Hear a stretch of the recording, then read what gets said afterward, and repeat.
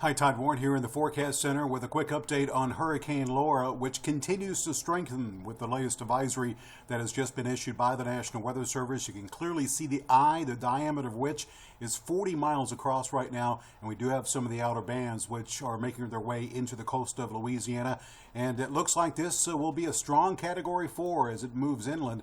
Here's the latest advisory from the National Hurricane Center, I should say, showing you that the winds have increased to 140 miles per hour, making Laura a Category 4 storm. It is moving towards the northwest at around 16 miles per hour. Now, as far as the forecast, it really hasn't changed that much from what we were telling you yesterday and last night. Still looking at landfall shortly after midnight, very close to Sabine Pass. It passes very close to Shreveport, probably early in the afternoon, and then exits our area during the evening tomorrow evening. So what does all this mean as far as impacts for the Arcaltex? Let's take a look at Robin's Georgia Futurecast. You can see that as we move through the afternoon, we'll see a few scattered showers and thunderstorms, but nothing too strong. Notice by 2 a.m., some of the outer bands beginning to, at least the main rain shield, beginning to move into Shreveport as the stronger bands beginning to move into the southern sections of the area, and things will only go downhill from there. By 7 a.m., the rain begins to increase in Texarkana. You can see the center, according to Futurecast, just to the west of Shreveport by the time we get to noon tomorrow, noon, 1 o'clock or so. So Futurecast very close to the Hurricane Center forecast, and you can see it does move just to the west of Texarkana by 6 p.m., and then we'll see what's left of the system move out. And one thing you can see, these bands, these are something we will have to watch very, very closely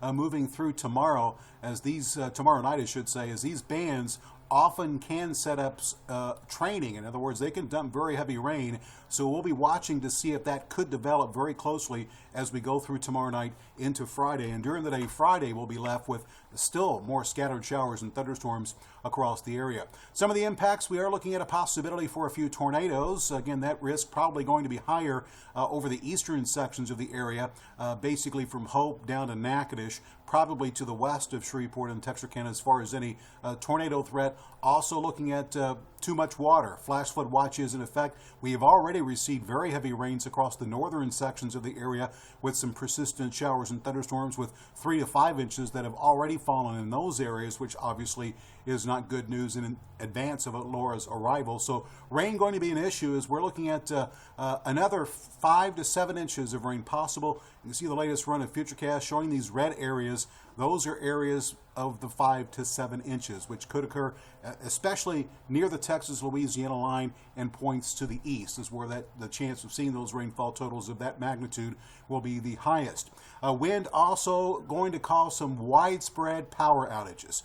With Rita, we had 175,000 power outages, and Laura is going to be much stronger than Rita, so we could be looking at days without power across the region. As you can see the wind gusts as I step through and show you the Futurecast depiction of rainfall, or I should say wind gusts, and you can see all across the Arcaltex. We'll see those gusts of 50 to 70 miles per hour, with some gusts exceeding 90 miles per hour possible across the southern sections of the area in the morning. And you can see as we work our way into the evening, the wind should begin to die down as the center of Laura continues to move north into Arkansas. So some of the impacts that we could be looking at with this system, as we are looking at, again, the wind gusts of 40 to 75 miles per hour, isolated tornadoes across the eastern sections of the area with 5 to 7 inches of rainfall, and of course the widespread power outages that I mentioned earlier across the region. So repeating once again, Laura has strengthened to a Category 4 hurricane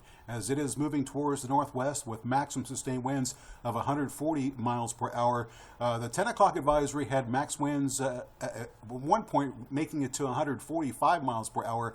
We're already almost there, so it's possible it could become even stronger than that. Something we'll be watching very, very closely, as this likely will be the most significant impact from a tropical system that we've ever seen here in the Arcaltex, given the strength of Laura and the speed at which it is moving through the region.